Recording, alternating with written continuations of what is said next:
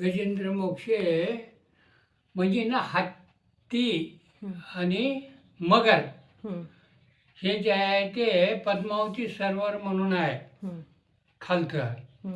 या बेटाच्या एक मैलावर आहे. मग त्या ठिकाणी ते झालेलं आहे. ते 1000 वर्ष त्यांचा लढा चालला. मग जे आहे ते मगरीला खाली जे आहे ते पाण्यामध्ये काही खायला मिळालं, परंतु ते हत्तीला काय बी मिळालं नाही.